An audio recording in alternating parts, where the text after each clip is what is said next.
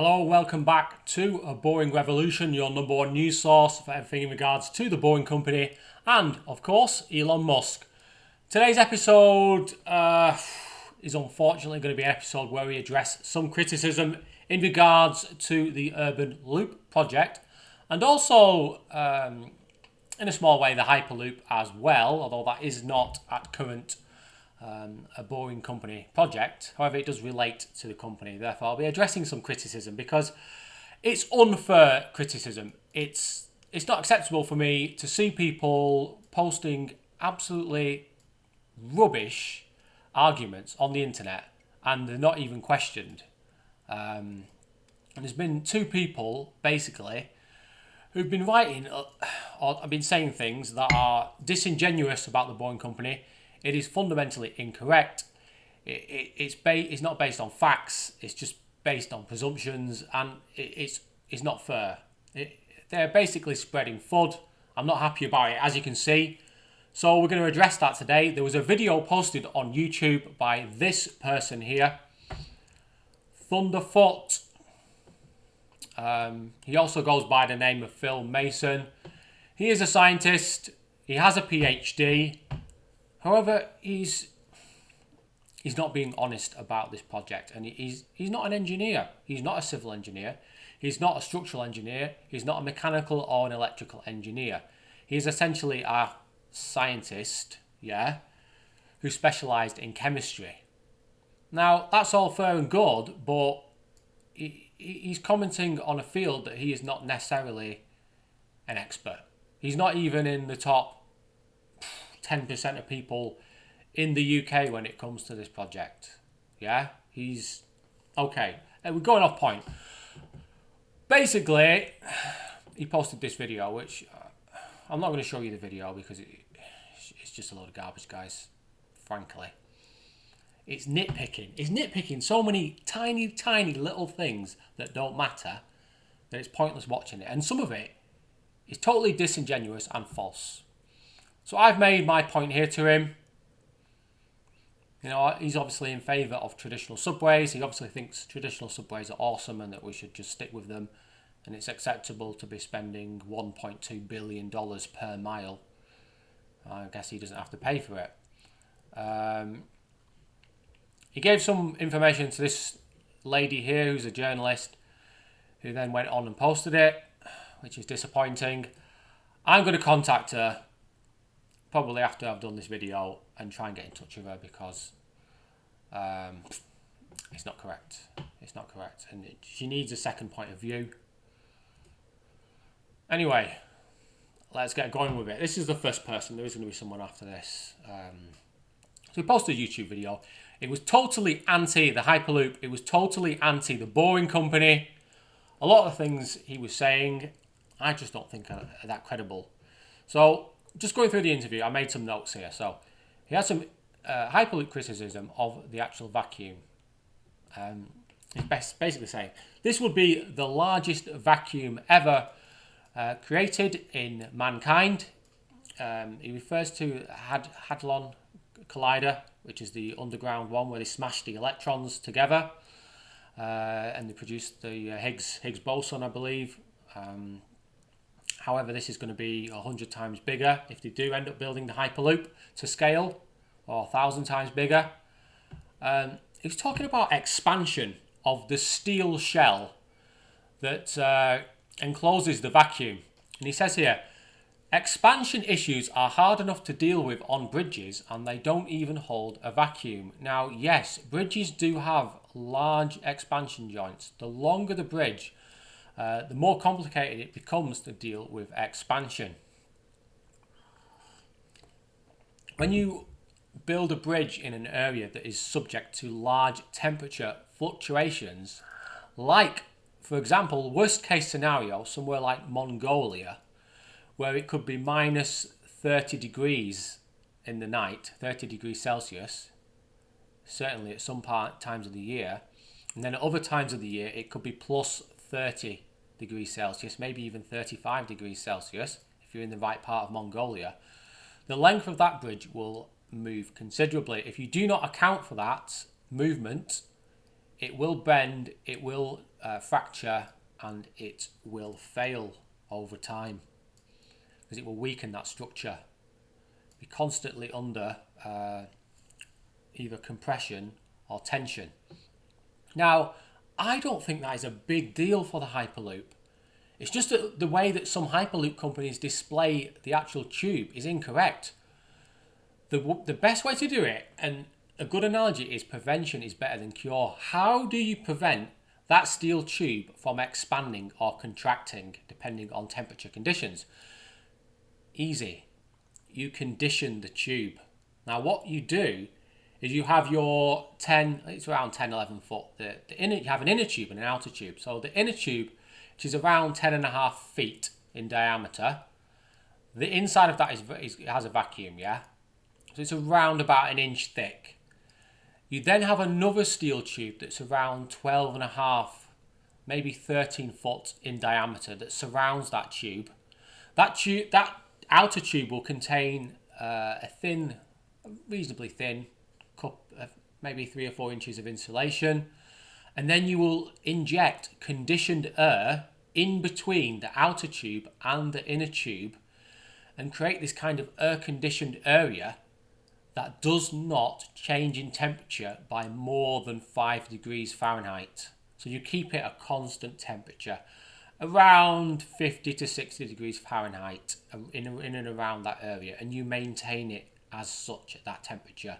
You have fail safes so as that it can never ever go below 50 degrees Fahrenheit and it can never ever go above 60 degrees Fahrenheit, no matter what the temperature is on the outside of the tube. It doesn't matter if it's 120 degrees Fahrenheit outside in the real world, you have to have the equipment to keep it at 55 degrees Fahrenheit. And in doing so, that would prevent the inner tube, yes, from expanding, and you wouldn't need to worry about building expansion joints.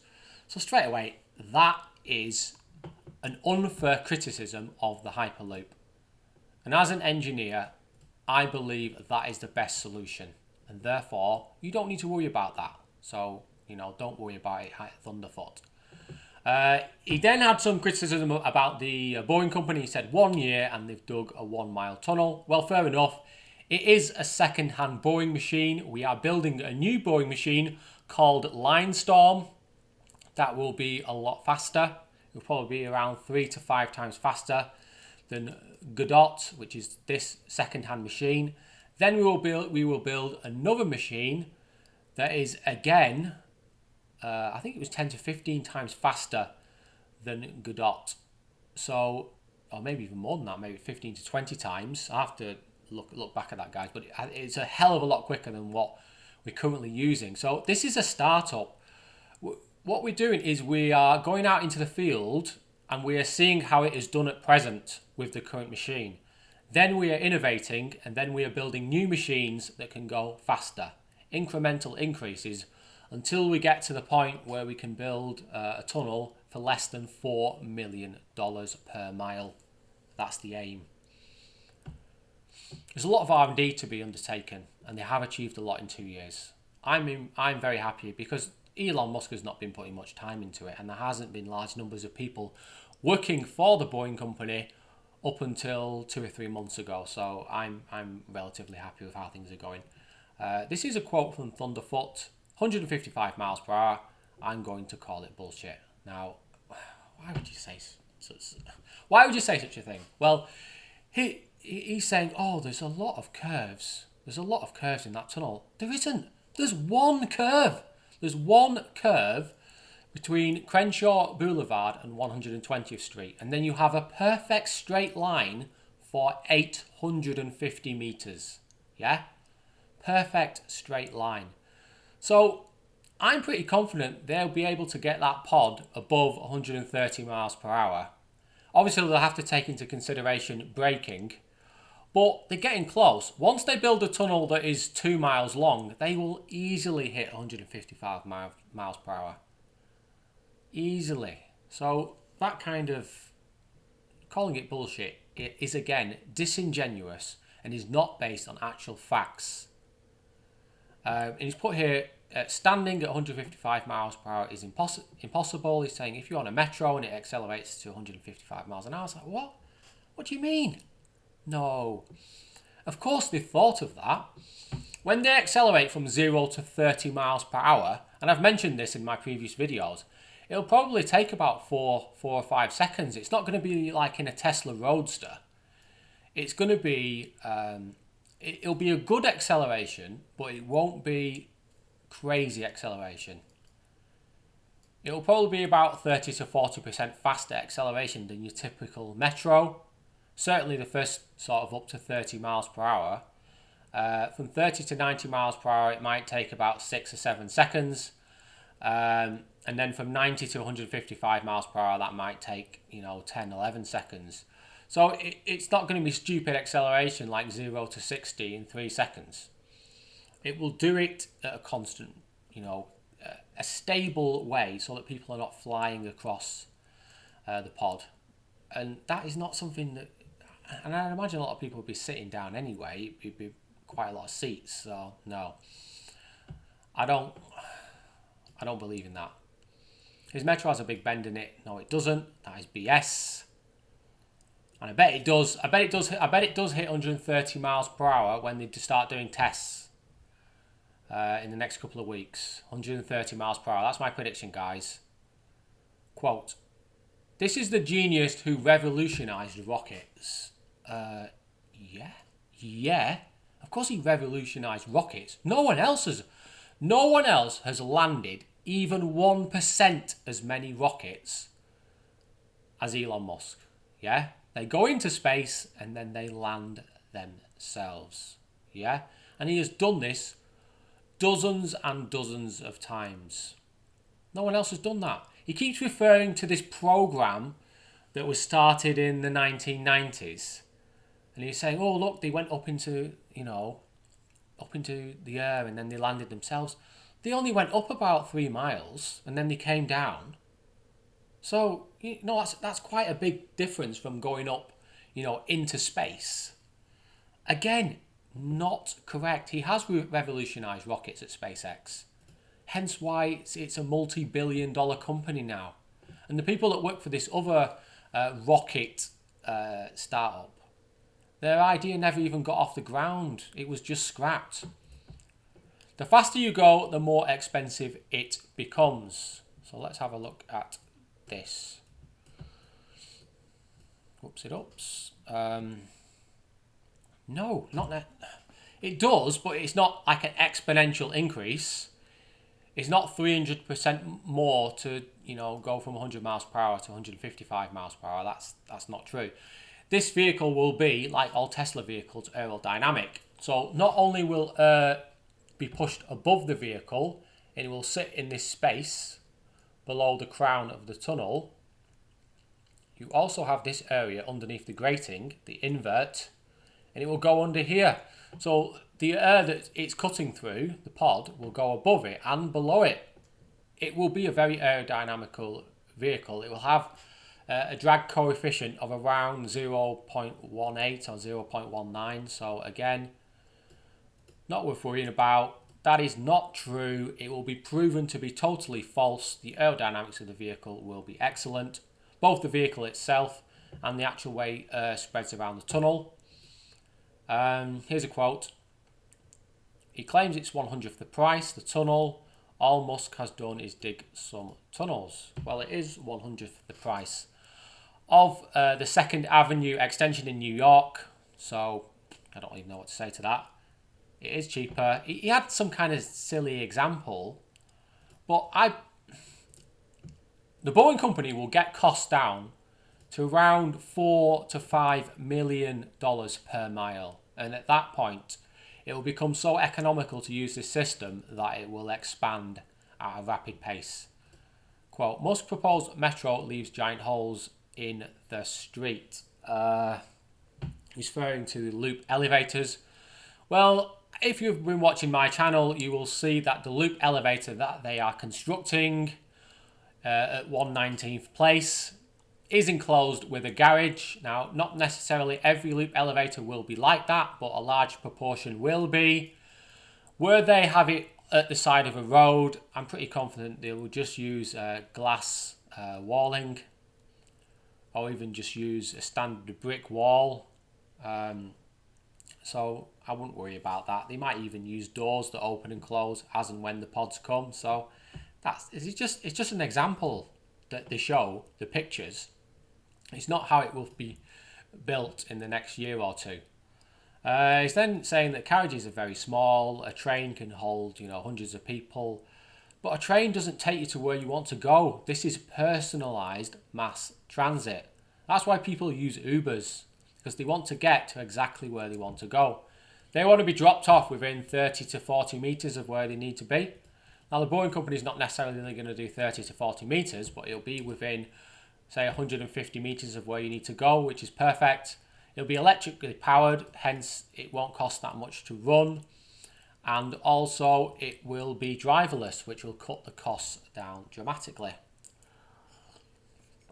Another thing he kept referring to is back 100 years ago they built this, or they had the vacuum train, which was developed in the 1900s, and they had trams in 1860, all this malarkey. Well, the progress of innovation in those areas has been relatively slow. Other than like high-speed trains, the innovation has been poor. Hence why we're moving to a new system where we have electric pods that are driverless and they operate underground. So again, I don't really care about what they did 100 years ago, or 150 years ago, or 200 years ago. It's ridiculous. My opinion on Thunderfoot, he is a shill, yeah? He's only interested in getting clicks for his channel. That's all he wants, so he can get his money. He doesn't care if he writes falsehoods in his videos. He's only interested in keeping his followers happy and getting those clicks. And 90% of what he has on his channel is BS. Yeah? I've just taken one video and I've dissected it there, and there are so many holes in what Thunderfoot has said. It's like a piece of Swiss cheese. In the end of the day, he is just a scientist. He is a chemist. He is not a structural engineer. He is not a mechanical engineer. He is not an electrical engineer. Therefore, he shouldn't talk about things that he doesn't really know much about, like the Boeing company, which he was referring to as the Hyperloop around 2 to 3 months ago. He didn't know the difference. He's only just realised now in the last 2 weeks. So there you go. That says it all. Thank you. Okay, so we've got this guy now. This is Paul Vallas. He is running to be mayor of Chicago. Obviously, we have Rahm Emanuel at the moment. He's not running his next term. And this guy he's not his biggest fan. I don't know what his chances are. However, there was an article in I think it was the Chicago Sun-Times. And I'll play it to you and then I'll respond. Roles in community. With regard to Elon Musk, he's in a world of hurt here with the SEC Yeah. and the tweeting and the whole thing. Should we just forget this? I think it's going to collapse on its own weight. I just think it's not going anywhere. It was nice. He got 2 front-page headlines. I mean, why is it going Normandy to collapse invasion and not go headlines. anywhere? Why? Look, Why do you think? Musk doesn't have a reputation for delivering. He's struggling in all of his industries, and he just doesn't have a reputation. Plus, he's using a technology that's supposed to be new, but it's totally unproven. And it was interesting because he's got his hands full with an SEC investigation. He's got his hands full with an SEC investigation. There's been other stuff on the internet that I don't want to comment on because I can't verify it. But the point is, you're saying he's so distracted. He doesn't have a track record anyway, and now he's even more distracted. First of all, the whole idea that they were going to dig a hole all the way to O'Hare so people could get basically to the airport, maybe 30 minutes faster. It was, and that they were going to use innovative, untried technology to do the digging, and they were going to turn this around in record time, particularly given the track record, whether it's with his auto industry or, for that matter, even with his rockets. I mean, at the end of the day, it was fool's gold, and it was the shiny object. Let's distract people with this shiny object at the end of the day. And we don't need it either? Oh, I don't think. I think we've got other priorities. I think we have more important priorities. Yeah, the mayor says he wants the red line south is his top priority. If it is, then let's focus on that. Or I just think it's an issue. Well, I think the red line should be a top priority, but let's just focus on, look, we need to. Is it like let him eat cake kind of a thing? I mean, it's a nice frill if you can, but I think it's just a shiny object. Look! It's a diversion. It's a diversion. Look at this. Don't look at that. You know what I mean? I just think it's a diversion, and heck, it got a lot of press. I mean, like I said, it worked. Yeah, I mean, so it worked, but people are a lot. I mean, this is Chicago. People are pretty cynical. You know, it's like, where's the beef? And also, you're saying that since then, So that was Paul Vallas. Wow, what do I say to that? It's calling it fool's gold. The best quote from that is that Elon Musk never delivers. He has trouble delivering. He's got a reputation of not delivering at Tesla and at SpaceX. Paul, this guy has put dozens and dozens of rockets into space. A lot of these rockets have been put into space safely. There's been no incidents. So straight away, that's incorrect. Then he's saying that Tesla has trouble delivering. The Model 3 has been a huge success. Absolutely massive success. The Model X, the Model S. Yeah, we had some trouble getting production numbers up, but it's been fixed. That's what happens when you deal with revolutionary technology or when you're doing something that's different. It's not easy. It's easy to just keep building the same thing and making tiny improvements. Yeah, he's saying this is fool's gold. He's saying, oh, what's 30 minutes? It's a lot. The cost saving is a lot more than 30 minutes, Paul. It really is. I mean, if you had to catch an airplane at 7 o'clock or 7 p.m., yeah, and you're in downtown Chicago, and you've got to get there, and you leave at 5 o'clock or just before 5, 20 to 5, it's going to take you a lot. You could miss your plane.